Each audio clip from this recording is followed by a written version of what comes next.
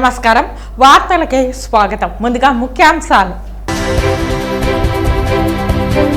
తిరుపతి నగరంలో పృథ్వీ షోరూమ్ ఆధ్వర్యంలో bike rally ఎన్నో దశాబ్దాల భారతదేశ హిందువుల కళ నేడు సాకారమైంది పేర్కొన్న పృథ్వీ హీరో షోరూమ్ అధినేత పృథ్వీ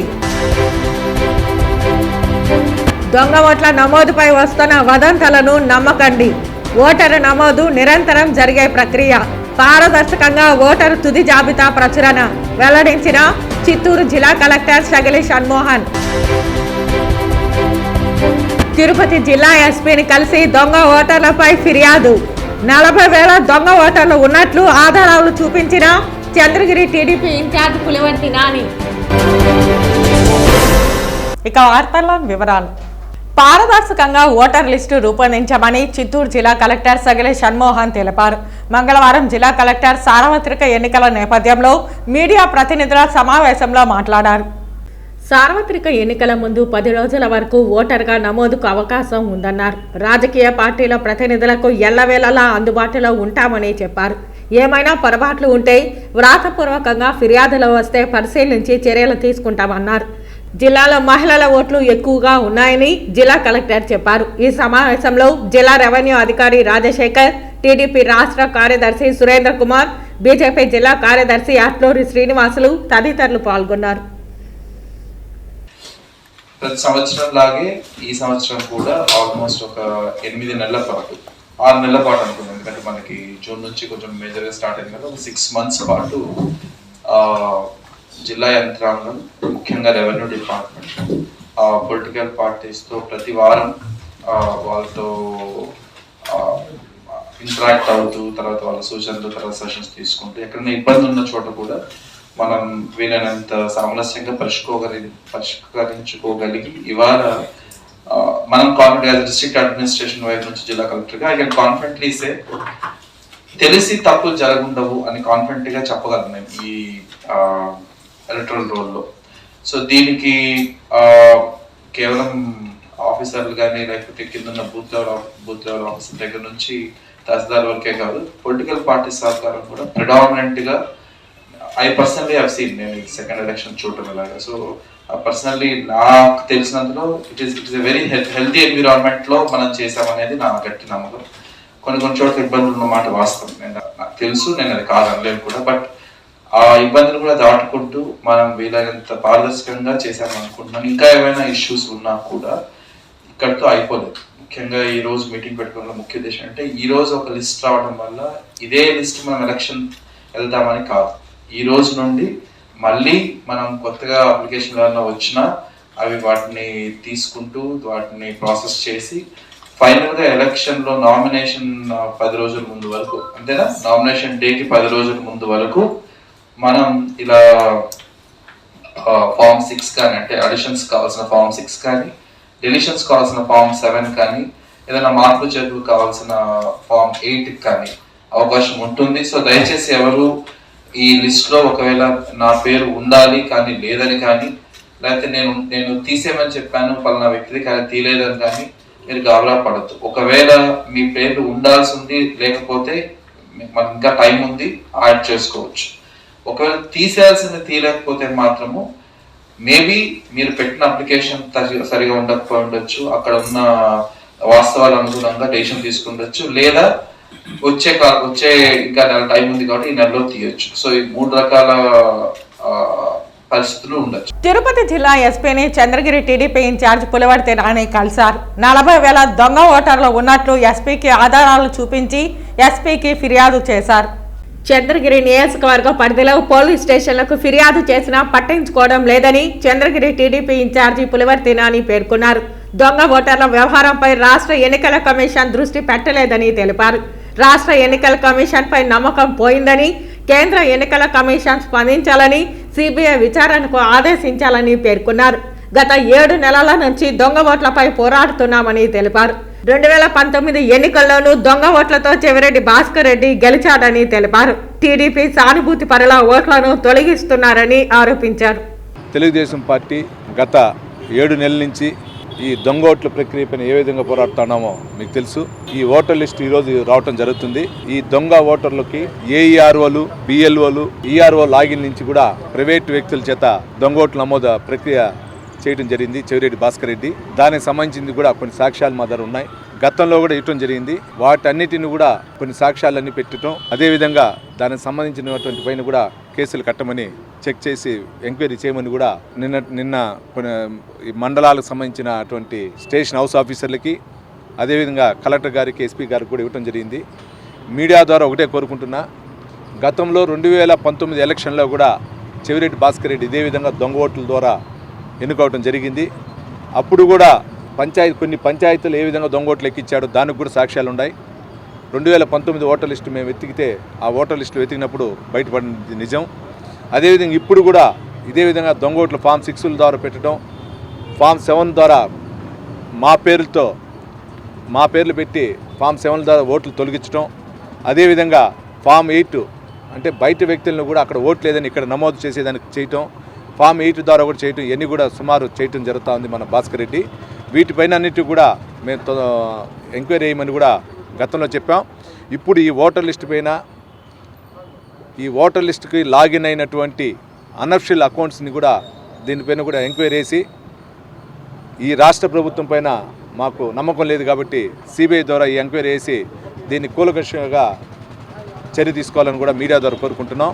ఎందుకంటే ఒక బాధ్యత అయినటువంటి ఎలక్షన్ కమిషన్ అనేది దేశంలో అత్యున్నత స్థాయి ఉన్న ఒక ఇది. దాంట్లో ఈ విధంగా మాఫియా లాగా ఎంటర్ అవుతే రేపు ప్రజాస్వామ్య వ్యవస్థకి ఎక్కడ కానీ మనుగడ ఉండదు. కాబట్టి దీన్ని చర్యలు తీసుకోవాలని కూడా ఎస్పీ గారిని కోరుకోవడం జరుగుతుంది. తిరుపతి కలెక్టరేట్లో సోమవారం స్పందన కార్యక్రమం నిర్వహించారు. జిల్లా నలుమూలల నుంచి ప్రజలు అర్జీల రూపంలో తమ సమస్యలను అధికారులకు విన్నవించారు. రాష్ట్ర ప్రభుత్వం ప్రజల సమస్యలను సత్వరంగా పరిష్కరించడానికి స్పందన కార్యక్రమం నిర్వహిస్తూ వస్తున్నారు. ఈ క్రమంలో సోమవారం తిరుపతి కలెక్టరేట్లో జరిగిన స్పందన కార్యక్రమంలో ప్రజలు అర్జీలతో పోటెత్తారు.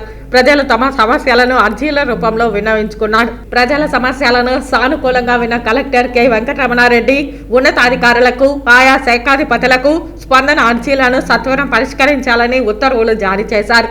ప్రజల అర్జీలను పరిష్కరించడానికి మొదటి ప్రాధాన్యత కల్పించాలని ఆదేశించారు. తమ సమస్యలకు సత్వర పరిష్కారం లభిస్తుందని ప్రజలు ఆశాభావం వ్యక్తం చేశారు.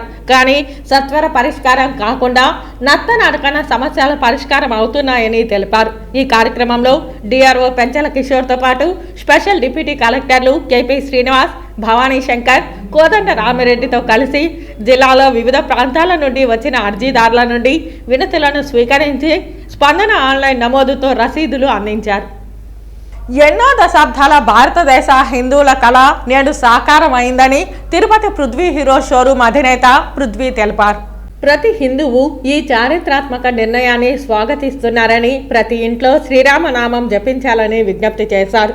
కొందరు దేవుని మీద రాజకీయాలు చేస్తున్నారని, వారందరికీ శ్రీరాములు మంచి బుద్ధి ప్రసాదించాలని దొబ్బిపొడిచారు. ఇవాళ యావత్ ప్రపంచం ఎదురు చూసినటువంటి రోజు, ఎన్నో దశాబ్దాల హిందువుల కళ నెరవేరిన వేళ ఈరోజు. ఈ మన దేశంలో ఇవాళ మన ప్రధానమంత్రి గారు అయోధ్యలో ఆ శ్రీరామచంద్రునికి విగ్రహావిష్కరణ చేస్తున్న సందర్భాన మేమందరం హిందూ భక్తులం అందరం కలిసి, శ్రీరామ భక్తులం అందరం కలిసి ఇక్కడ భారీగా బైక్ ర్యాలీ చేయడం జరుగుతోంది. ఈరోజు యావత్ దేశం అంతటా శ్రీరామ నామ జపం జరుగుతూనే ఉంది. ఈ చరిత్రాత్మక నిర్ణయాన్ని ప్రజలందరూ స్వాగతించారు. అందరూ ప్రతి ఇంట్లో, ప్రతి ఊరిలో, ప్రతి నగరంలో, ప్రతి ఇంట ఈరోజు శ్రీరామ జపం చేయాలని చెప్పి మేము భక్తులం అందరం కోరుకుంటున్నాము. ఈ చరిత్రాత్మక నిర్ణయం మొత్తం హిస్టరీలోనే ఒక మహోత్తమైన ఘట్టంగా నిలిచిపోతుంది. ఈ హిస్టారిక్ డెసిషన్ని యూత్ కూడా కొద్దిగా ముందరకు వచ్చి వాళ్ళు కూడా దీన్ని పైన అవగాహన తెచ్చుకోవాలని కోరుకుంటున్నాము. ఎందుకంటే ఎంతసేపు రియల్ హీరోస్ కాదు, రియల్ హీరో మన శ్రీరామ్. జై శ్రీరామ్, జై శ్రీరామ్, జై శ్రీరామ్, జై శ్రీరామ్, జై శ్రీరామ్, జై శ్రీరామ్. ఇంకొక ముఖ్యమైన విషయం ఏంటంటే, ఇంత గొప్ప నిర్ణయాన్ని ఇంత ఆ శ్రీరామచంద్రుడికి గుడి కడుతున్న వేళ విశేషంలో కూడా మన దౌర్భాగ్యం, మన దేశంలో కొందరు డెమోక్రసీ అనే పేరుతో దీన్ని కూడా రాజకీయ రంగును పూస్తున్నారు. అటువంటి వ్యక్తులకి ఆ శ్రీరామచంద్రుడే తొందరలో బుద్ధి చెప్పే రోజు కూడా వస్తుంది. దేవుడితో రాజకీయం చేయాల్సిన అవసరం భక్తులకు ఎప్పుడూ ఉండదు. శ్రీరామ భక్తులు ఎప్పుడూ శ్రీరాముని కోసమే ముందుంటారు, కానీ రాజకీయాలు చేయాల్సిన అవసరం శ్రీరామ భక్తులకు ఎప్పుడూ లేదని చెప్పి మరొకసారి తెలియజేస్తాం. తిరుపతి రంగస్థలి కళాకారుల సంఘం ఆధ్వర్యంలో రామ భజన పూజా కార్యక్రమాలను నిర్వహించారు. తిరుపతి తాతయ్యగుంట గంగమ్మ ఆలయంలో అయోధ్య బాలరాముని విగ్రహ ప్రతిష్ఠ సందర్భాన్ని పురస్కరించుకుని ప్రత్యేక కార్యక్రమాలను నిర్వహించారు. శ్రీరామ భజన ప్రత్యేక పూజా కార్యక్రమాలను ఏర్పాటు చేశారు.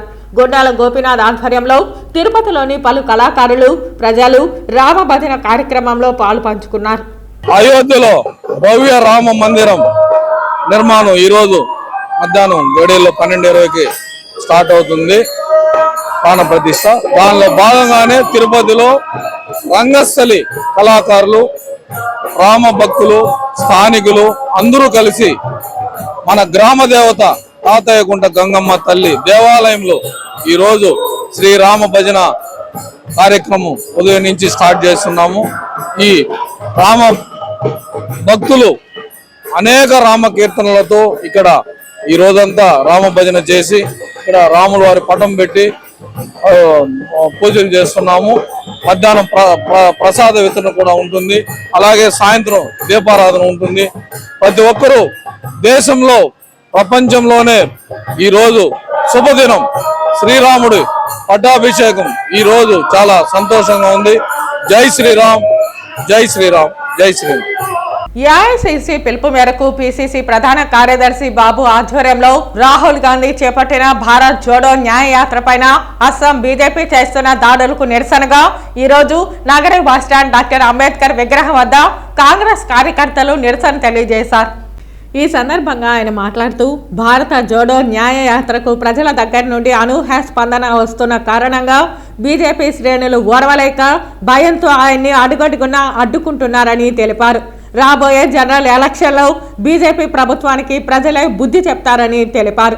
ఈ కార్యక్రమంలో పిసిసి సభ్యులు నటరాజ మొదలయ్య, డిసిసి సెక్రటరీలు ఢిల్లీ దేశయ్య, చిరంజీవి రెడ్డి, నగర మున్సిపల్ పార్టీ ప్రెసిడెంట్ అల్లాపిచ్చి, నగరి మండల కాంగ్రెస్ ప్రెసిడెంట్ కుమార్ తదితరులు పాల్గొన్నారు. ఎన్నో జానపద, పౌరాణిక, సాంఘిక, ప్రేమ కథా చిత్రాలలో నటించి తెలుగు సినీ పరిశ్రమకు వన్నె తెచ్చి తెలుగు ప్రజల గుండాల్లో సుస్థిర స్థానం సంపాదించుకున్న గొప్ప నటుడు అక్కినేని నాగేశ్వరరావు అని ఆయన అభిమాన సంఘం నాయకులు ఆర్కాట్ కృష్ణప్రసాద్ అన్నారు. అక్కినేని అభిమాన సంఘం ఆధ్వర్యంలో అక్కినేని నాగేశ్వరరావు 10వ వర్ధంతిని ఆయన అభిమాన సంఘం నేతలు ఘనంగా నిర్వహించారు. ఈ సందర్భంగా తిరుపతి రైల్వే స్టేషన్ సమీపంలోని అక్కినేని చిత్రపటానికి పూలమాల వేసి కొబ్బరికాయలు కొట్టి ఘనంగా నివాళి అర్పించారు. అనంతరం 200 మందికి అన్నదానం చేశారు. ఈ కార్యక్రమానికి ముఖ్య అతిథిగా లయన్స్ క్లబ్ అధ్యక్షులు మరియు అక్కినేని అభిమాని ఆర్కాట్ కృష్ణప్రసాద్, కార్యదర్శి జగన్నాథం ఇచ్చేశారు. ఈ సందర్భంగా ఆర్కాట్ కృష్ణప్రసాద్ మాట్లాడుతూ సినీ ప్రపంచంలో అక్కినేని నాగేశ్వరరావు ఒక పుస్తకం లాంటి వారని, ఒక నిఘంటు అని కొనియాడారు. ఆయనను స్మరించుకుంటూ ప్రతి ఏటా జయంతి, వర్ధంతి వేడుకలు అక్కినేని అభిమాన సంఘం కలిసికట్టుగా నిర్వహిస్తున్నట్లు తెలిపారు. తరువాత కార్యదర్శి జగన్నాథం మాట్లాడుతూ అక్కినేని ఎన్నో సేవా కార్యక్రమాలు నిర్వహించారని, ఆయన బాటలో నడుస్తామని తెలిపారు. ఈ కార్యక్రమంలో ఆర్కాట్ కృష్ణప్రసాద్, జగన్నాథం, గోపీనాథ్, వేణు, బాలరాజు, ప్రసాద్, గోపి తదితరులు పాల్గొన్నారు. ఈరోజు అక్కినేని నాగేశ్వరరావు గారి 10వ వర్ధంతి సందర్భంగా తిరుపతిలో అభిమానులందరూ కలిపి ఈరోజు ఘనంగా వారి వర్ధంతి వేడుకలను నిర్వహించాము. అక్కినేని నాగేశ్వరరావు అంటే ఆయన సినీ చరిత్రకు ఒక నిఘంటు లాంటి వ్యక్తి. సినీ చరిత్రలో ఆయన ఒక మైలురాయి స్థాపించిన వ్యక్తి. సినీ పరిశ్రమకు 2 కళ్ళుగా రామారావు, నాగేశ్వరరావు ఇప్పటికీ వెలుగుతున్నారంటే వారి కీర్తి అజరామమైనది. నాగేశ్వరరావు గారు ఎన్నో సేవా కార్యక్రమాలు ఈ చేత్తో దానం చేసి తెలియకుండా ఆయన ఎన్నో చేశారు. అక్కినేని పాలిటెక్నిక్ కాలేజ్ కానీ, అక్కినేని కళాశాల కానీ ఎన్నో కృష్ణా జిల్లాలో రాష్ట్రం అంతటా నెలకొల్పి ఎంతో మంది పేద విద్యార్థులకు ఆదుకున్న వ్యక్తి. ఆ విషయం ఎవరికి తెలియదు. ఇలాంటిది వారు ఎన్నో చేశారు. అదే బాటలో కోవలో అక్కినేని నాగార్జున గారు ఎన్నో సేవలు చేస్తున్నారు. అక్కినేని నాగేశ్వరరావు అనే వ్యక్తి ఒక సినీ రంగానికే కాకుండా మామూలుగా అతని జీవిత చరిత్రే భారతదేశంలో చెప్పుకోదగినది. కానీ ఈరోజు అతని మధ్యాహ్న సమయంలో తిరుపతి భగవంతుడి సన్నిధి అతనికి కావాల్సినటువంటి సినిమా రంగానికి సంబంధించిన కాకుండా అతను చూసి చాలా వరకు అన్ని విధాలుగా మెరుగులు తెచ్చుకున్న వ్యక్తులు కూడా ఈరోజు పంటలాగా చేసుకుంటున్నారు. ముఖ్యంగా ఆయన ఒక చరిత్ర కలిగిన వ్యక్తి, అందగాడు, రెండోది అదేవిధంగా కాకుండా చిన్న స్థాయి నుంచి ఉన్నటువంటి ఆ సినీ రంగంలో ఉన్నటువంటి వాళ్ళందరూ కూడా పెద్ద స్థాయి వరకు ఈరోజు నిర్మాతలు అయితే, ప్రొడ్యూసర్లు అయితేనే అందరూ కూడా అతనితో పాటు చిన్న స్థాయిలో ఉన్న వాళ్ళందరూ కూడా ఒక రంగ స్థలానికి ఒక వన్నె తెచ్చిన వ్యక్తి. అయోధ్యలో ఈరోజు శ్రీరాముల వారి విగ్రహ ప్రాణ ప్రతిష్ఠ సందర్భంగా తిరుపతిలో మార్వాడీలు ర్యాలీ నిర్వహించారు.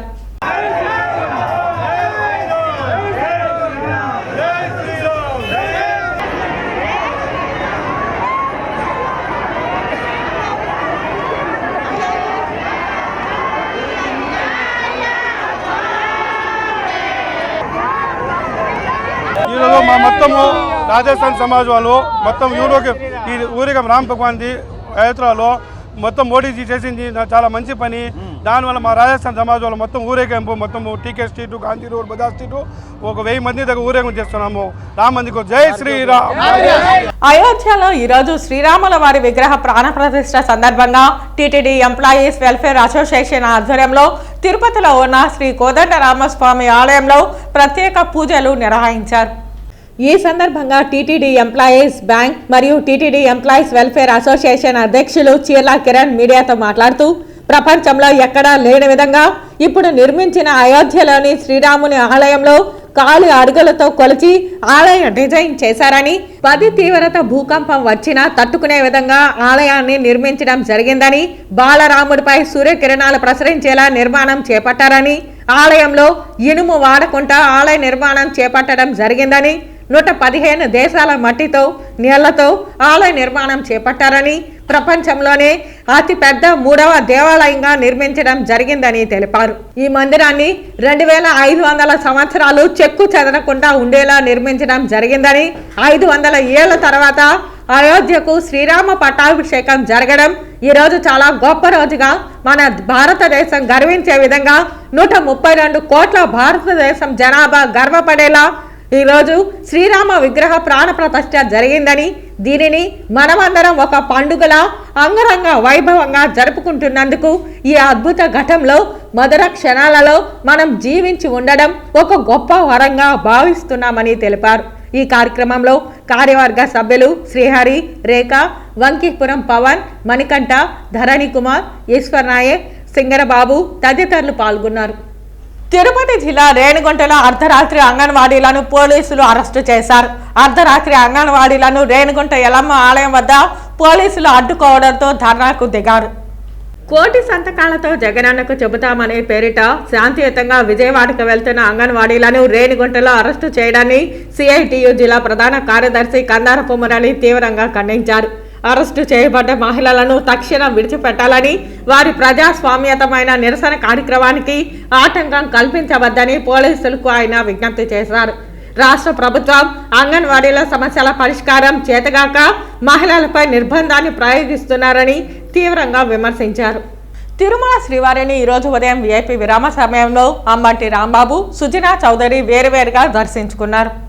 తిరుమల శ్రీవారిని ఈరోజు ఉదయం విఐపి విరామ సమయంలో అంబంటి రాంబాబు, సుజనా చౌదరి వేరువేరుగా దర్శించుకున్నారు. వీరికి ఆలయ అధికారులు స్వాగతం పలికి దర్శన ఏర్పాట్లు చేశారు. దర్శన అనంతరం రంగనాయకుల మండపంలో వేద పండితులు వేదాశీర్వచనం అందించగా టీటీడీ అధికారులు తీర్థ ప్రసాదాలు అందజేశారు. భగవంతుడి దర్శనం గురించి రావడం జరిగింది. చాలా అద్భుతంగా దర్శనం జరిగింది. భగవంతుడి ఆశీస్సులతో మన ఆంధ్రప్రదేశ్, భారతదేశం అందరూ కూడా సుఖ సంతోషంతో ఉండాలని కోరుతున్నాను. అట్లాగే ఈరోజు శ్రీరాముల వారిని ప్రాణప్రతిష్ఠ చేస్తున్నారు మన నరేంద్ర మోడీ గారు. మన భారతదేశానికి ఒక మంచి అద్భుతమైన పేరు ప్రఖ్యాతులు సంపాదించే విధంగా 500 సంవత్సరాల తర్వాత ఈరోజు ఆయన సాధించిన సామాన్యం కాదు. రామ జన్మభూమి గురించి నరేంద్ర మోడీ గారు చేసిన కృషి ఈ 500 సంవత్సరాల నుంచి ఎంతోమంది ప్రయత్నం చేస్తుంటారు. కానీ ఈరోజు భగవద్ అనుగ్రహంతో ప్రాణప్రతిష్ఠ కూడా జరుగుతుంది. చాలా సంతోషంగా. భారతీయ జనతా పార్టీ భగవంతుడి దగ్గర సన్నిధిలో ఎందుకయ్యా ఇవన్నీ. నేడు అయోధ్య రామయ్య ప్రాణ ప్రతిష్టను పురస్కరించుకుని దేశం మొత్తం రామనామ కీర్తనలు వెలువెత్తుతున్నాయి. ఈ నేపథ్యంలో నేడు పొంగనూరు వాసవి ఆర్యవైశ్య సంఘం హిందూ జాగరణ సంఘం అనుసంధానమై శ్రీరాముల వారి ఆలయం నందు సీతాదేవి సమేత శ్రీ కోదండరామచంద్రమూర్తికి ప్రత్యేక పూజలు నిర్వహించారు. పట్టణంలోని బజారు వీధి, కుమ్మర వీధి, కట్టకిందపాళ్యం, సుబేదారు వీధి మరియు పురవీధుల్లో కోలాటాలు, భజనలు, మంగళ వాయిద్యాలు, మేళ తాళాలు, రామనామ కీర్తనలతో భజనలు చేస్తూ స్వామివారి ఊరేగింపు అత్యంత వైభవంగా కన్నుల విందుగా నిర్వహించారు. ఈ కార్యక్రమంలో పొంగనూరు మరియు పరిసర ప్రాంతాలకు చెందిన వందలాది మంది భక్తులు శ్రీరాముని శోభాయాత్ర ర్యాలీలో పాల్గొన్నారు. ఒక్కసారిగా పొంగనూరు పురవీధులు రామనామ కీర్తనలతో మారుమ్రోగాయి. ఈరోజు ఉదయము రామాలయంలో అభిషేకం చేశాము. అభిషేకం తర్వాత శోభాయాత్ర చేయాలనే ఉద్దేశంతో సమస్త హిందువులకి మేము సందేశం ఇవ్వడం జరిగింది. వాళ్ళందరూ ఇచ్చేసి ఈ శోభా ర్యాలీని దిగ్విజయం చేశారు. దాదాపు 2000 మంది పైచులకు వచ్చి ఈ శోభాయాత్రలో పాల్గొన్నారు. మొట్టమొదటిగా డీజే, తర్వాత పిల్లల గ్రోవులు, కోలాటాలు, ఈ విధంగా వివిధ వాయిద్యాలతోనూ పిల్లలచే దేవతామూర్తులు రామలక్ష్మణ సమేత ఆంజనేయుడు, సీతాదేవితో సహా అలంకారం చేసి దాదాపు 10 మంది పిల్లలచే వేషధారణ చేశాము. వేషధారణ ప్రదర్శన పిల్లల గ్రోవులు ముందరుంటుంది. తర్వాత 2000 మందితో నగర వీధుల్లో సంచారం చేసి రామాలయం చేరాము. ఉత్సవమూర్తులతో కూడా తీసుకొని వెళ్ళాము. ప్రతి తావా మంచి స్పందన వచ్చింది మాకి. వార్తలు ముగించే ముందు ముఖ్యాంశాలు మరోసారి. తిరుపతి నగరంలో పృథ్వీ షోరూమ్ ఆధ్వర్యంలో బైక్ ర్యాలీ. ఎన్నో దశాబ్దాల భారతదేశ హిందువుల కళ నేడు సాకారమైంది పేర్కొన్న పృథ్వీ హీరో షోరూమ్ అధినేత పృథ్వీ. దొంగ ఓట్ల నమోదుపై వస్తున్న వదంతులను నమ్మకండి. ఓటరు నమోదు నిరంతరం జరిగే ప్రక్రియ. పారదర్శకంగా ఓటరు తుది జాబితా ప్రచురణ వెల్లడించిన చిత్తూరు జిల్లా కలెక్టర్ సగలి షణ్మోహన్. తిరుపతి జిల్లా ఎస్పీని కలిసి దొంగ ఓటర్లపై ఫిర్యాదు. 40,000 దొంగ ఓటర్లు ఉన్నట్లు ఆధారాలు చూపించిన చంద్రగిరి టీడీపీ ఇన్ఛార్జ్ పులివర్తి నాని. ఈ వార్తలు ఇంతటితో సమాప్తం. నమస్కారం.